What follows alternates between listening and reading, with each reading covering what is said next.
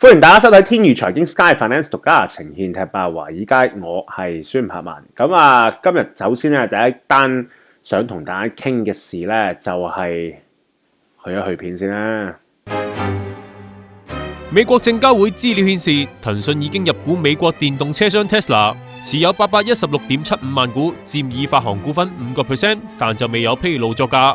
以 Tesla 目前市值計算，呢批股份價值22億美金，折合大約171.6億港紙啊。騰訊表示 ，Tesla 響電動車、輔助駕駛、共享汽車同能源儲存等領域都係全球領先嘅新科技公司。冇錯啦，就係呢一個騰訊700入股 Tesla， 即係美國電動車 Tesla 5% 嘅新聞啦。咁啊，有幾樣嘢咧，我覺得都幾 interesting 嘅。咁啊，第一件事咧就係咧，你知㗎啦嘅幾個禮拜前咧，我就講過有單新聞就係話呢一個嘅中化集團咧 Sinochem 就喺巴西嘅一個油田嘅唔知3-4成股權咧就要沽出啦。咁啊，啲錢就唔知係咪攞翻呢一個國內啦。咁啊，而令到我就喺度估話，究竟係咪國家已經冇錢再出嚟買嘢？咁連消帶打就會係香港嘅地皮。咁好啦，呢一單新聞咧，怪就怪呢度啦。咁啊，怪就係怪在點解突然間會批准呢個騰訊用10幾億美元嘅代價入股呢個 Tesla 咧？咁啊，平時咧呢啲咁嘅高科技公司入股另一間高科技公司咧，多數我就唔係好理嘅。個原因就係咧，入股嘅方法咧就一定係以股換股嘅。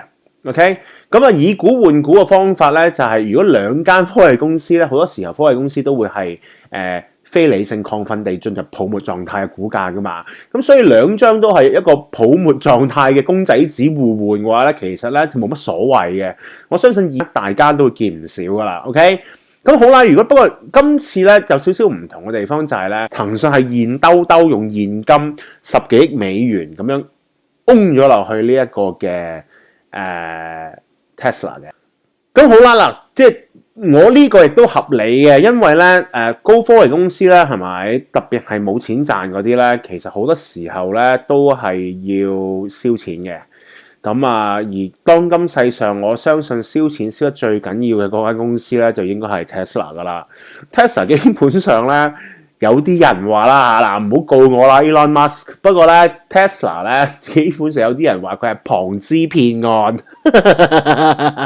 一路靠啲係咁接啲消息出嚟，冇高股價之後咧，佢就耐唔耐批新股噶啦。嗱，只不過係騰訊一粒過咁接咗翻嚟，咁所以先至變成新聞啫。如果唔係嘅話，其實 Tesla 耐唔耐都要批股，因為佢冇 cash，今日冇錢嘅佢哋焚化現金焚化爐嚟噶。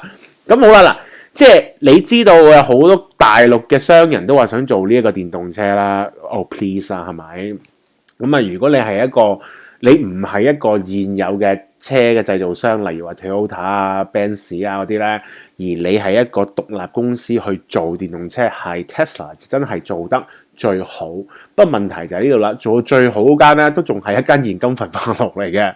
所以騰訊今次入股咧，即係可能都我唔知係咪又要負起啲國家嘅重任啦。咁啊，而佢雖然話係一個 passive investor 啦，即係啲被動式投資者啊，亦都真係求其就積極不干預啦間公司啦。OK， 咁我再諗咯喎，咁其實啲錢係咪真係國家度運出嚟咧？嗱，個 key 就喺呢度啦。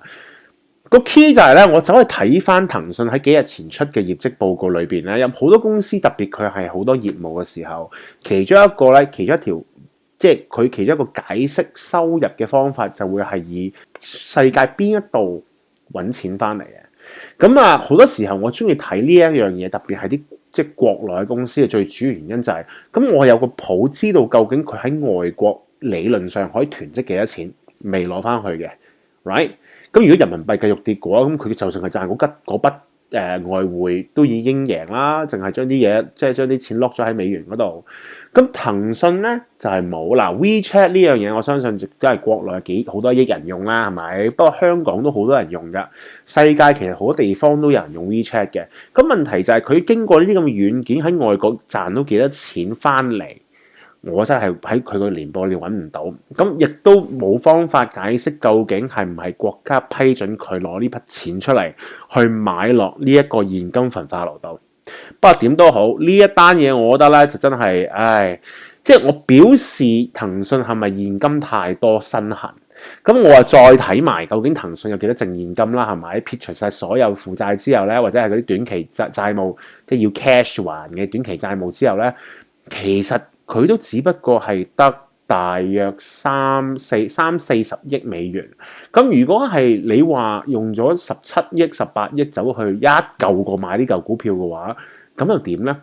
即係我覺得係佢嘅現金按年增長咗100億人民幣，增長100億人民幣，即折嚟10幾億美元啦，係咪？你即係一炮過將全年儲埋嚟嘅淨現金一嘢掟落間公司度，即係呢個，所以我覺得呢個真係，我唔知搞乜嘢。不過當然啦，即係以前我成日都笑匯豐啲股東係教徒啦，係咪？咁騰訊就唔係一個宗教嚟嘅，騰訊似一個歌手咯，股民好似嗰啲 fans 咁樣咯，都幾瘋狂嘅講真。咁不過呢一個我係拗頭嘅。大家繼續留意下佢究竟 make 唔 make sense 啦。Tesla 呢間公司好多人都話係個龐資騙案，遲早爆。I don't know， 10幾億美元掟落去，本節目係由天宇財經 Sky Finance 獨家呈現。想知道聽日有啲乜嘢批判 ，subscribe to 我哋 YouTube 同 Facebook page 啦。多謝大家今日收睇。